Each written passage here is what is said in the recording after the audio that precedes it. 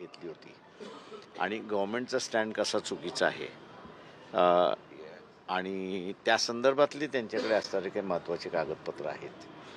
तेव्हा कमिशननं असणारी एक विनंती केली होती की शरद पवारांकडून सुद्धा ती जी महत्त्वाची कागदपत्रं आहेत तीही आपण त्याच्यामध्ये मागून घ्यावीत म्हणून त्यांना विनंती करण्यात आली. पण आता 1 तारखेला परत भीमा कोरेगाव आहेच आहे, त्या संदर्भात काय बोलणं? नाही, त्या संदर्भात काही नाही. ज्या पद्धतीने परभणीत हिंसाचार मी आता येतोय त्याच्यामध्ये करतोय ना 2 अमित शहा वाजता मी तिथे दोन्ही शहाचं ठिकाणी बोला फक्त इथं बाकी प्रेसमध्ये ते दोन्ही ते मी असं म्हणेन त्याच्यामध्ये की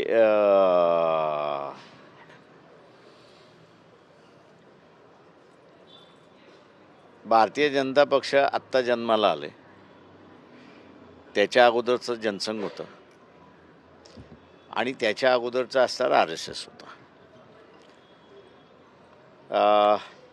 57, 58, 49, 50 हे जे घटनेचा जो कालखंड आहे, या घटनेच्या कालखंडामध्ये सर्वात मोठा विरोध जर कोणी केला असेल बाबासाहेबांना त्यावेळेस,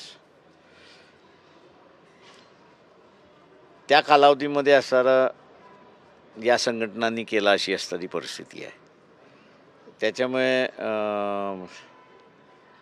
अमित शहाचं हाऊसमधलं असणारं जे काही वक्तव्य आहे की आंबेडकर आंबेडकर आंबेडकर करण्यापेक्षा देव देव देव देव असणारं जर नावं घेतलं असती तर ती जी जुनी मेंटॅलिटी आहे ती जुनी मेंटॅलिटी पुन्हा बाहेर पडलेली आहे.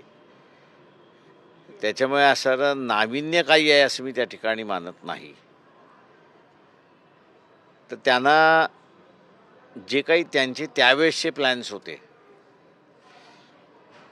ते आताही त्यांना अंमलात न आणणं हे सगळ्यात मोठं अडचण काँग्रेस पक्ष नाही आहे, तर ते बाबासाहेब आंबेडकर आहेत आणि त्याच्यामुळे त्यांचा असणारा जळफळाट हा होत राहणार अशी परिस्थिती आहे.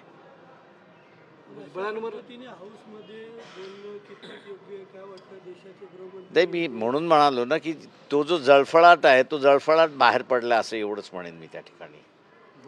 थँक्यू. चला, व्यक्ती नाही. भाजप नाही भाजप थँक्यू. चला.